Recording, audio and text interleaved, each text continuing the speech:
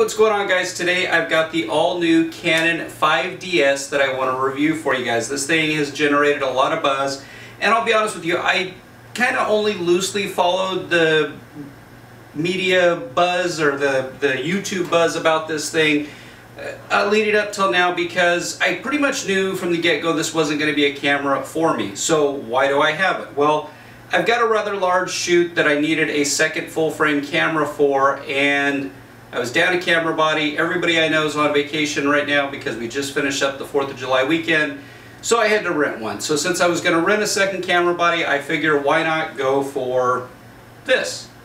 And I have to admit, I am pleased with this camera's performance. It performed, I don't want to say better than what I expected, but it was very familiar to me to use. The reason why this camera is so familiar for me to use is because it's basically a 5D Mark III with the souped up high resolution sensor, and I use the 5D Mark III every day in my professional and personal life.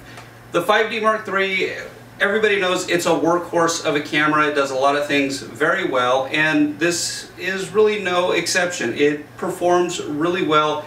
Everything about this camera is like a 5D Mark III. The body is exactly the same, just about. It's missing the headphone jack.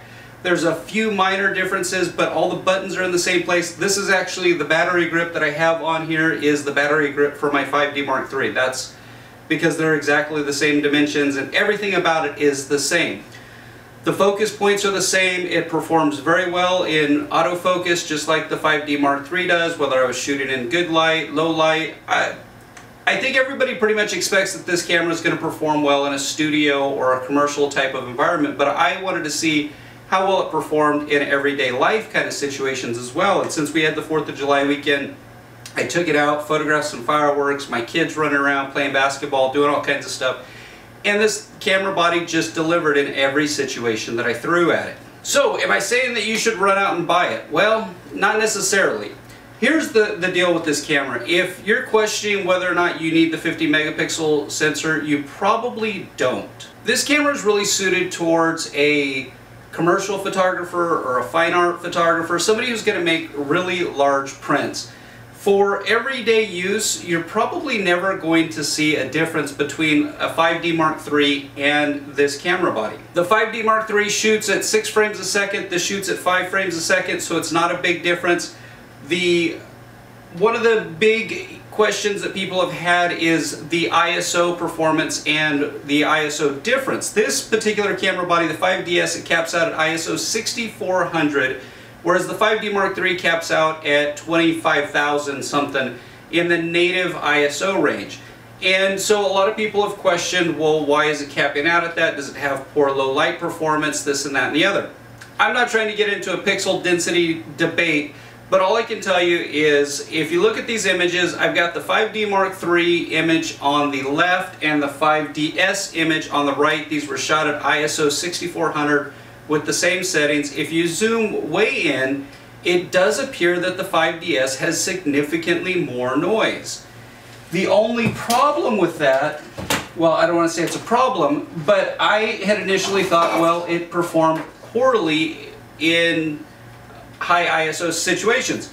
But what I ended up doing was I took these same images and I printed them at 8x10, and guess what? I can't tell a difference in the noise in these 8x10s.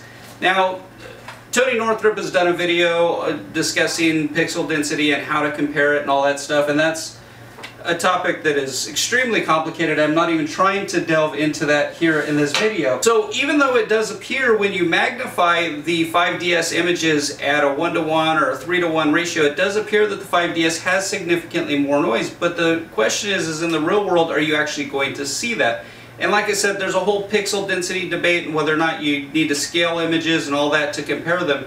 But the reality is whenever I look at these images at a regular size on my computer screen, I can't see the difference. And whenever I exported them and uploaded them to social media, I can't see a difference because of the resolution size. And if on an 8x10 print I can't see the difference, it's really not that big of a deal. But that also applies on the flip side to the increased resolution that you're getting out of this camera body, because everybody who's done a review or talked about it, they've zoomed way in at 3:1 levels on their computer screen to look at some minute detail. And the reality is yes, even though that detail is there, on a web print or on an image that's resized for the web, you're probably not going to be able to make that difference in resolution out. And in an 8x10 print, you're not going to be able to tell the difference either. So it kind of leaves this question of, even though the extra resolution is there, do you really need it if you're not going to see it? So yes, if you're going to make really large prints, yeah, you might see that difference. I'm not a commercial photographer, and so I don't really know the unique challenges of being a commercial photographer, but when you look at something like the Canon 1DX, it's 18 megapixels, and you see things like sports photographers all the time who are getting great action shots of players, and those things are being blown up into really large prints and being hung up in, you know, stadiums and different events and venues and billboards and bus wraps and all of that kind of stuff, and they're shooting it with an 18 megapixel camera. So I don't really know that you need the 50 megapixels, but like I said, I'm not a commercial photographer, so a commercial photographer could probably correct me and say, no, you know, it will make a big difference. I just look at it in a situation for my shooting style. The majority of the prints that I sell are 8x10 or smaller. I sell some at 11x14 and occasionally full poster size at, you know, 20x30, or I forget the exact dimensions of the larger poster size. But for my shooting, I just don't need this, and I will never see the difference. I really think that there is a very small segment of the photography world who really needs this resolution. And even those people, I don't know that they really need it, because they've been getting by with much lower resolution cameras for a long time and doing a very good job at it. So I'm not saying this camera is bad, because it performed very, very well. Everything about it, it operated just like my 5D Mark III. Everything worked flawlessly, it was dependable, it was reliable, the tracking on it worked well, the autofocus was always accurate. Everything was great about it. But why would I spend the extra money to get this as opposed to just buying the 5D Mark III if they're basically the same thing? Now, if you want to crop your images heavily, yes, you might be able to get some extra detail by having something like this, but there are other factors that are also going to come in to being able to crop an image heavily and still get the resolution. You've still got to use good shooting technique, you've got to use good glass in front of the camera body. I mean, you can take a look at this picture here of my son, and you can see the full face shot, and then you can see I cropped all the way into his eye, and there's just a ridiculous amount of detail there. So overall, I think that it is a really good camera, and if you're questioning whether or not you need this camera, you probably don't. I think that if you need it, you probably already know that you need the extra resolution, and you've probably already purchased it. But if you're questioning whether or not you should get this or go with something else, I'll be perfectly honest with you. I just think that the 5D Mark III at this point is a better value, and the rumor is that the 5D Mark IV will be coming out here sometime towards the end of the year, or at least will be officially announced by the end of the year. And that's probably going to provide more versatility than this camera body because of the higher frame rate and the better ISO performance that is rumored to be coming out with the 5D Mark IV.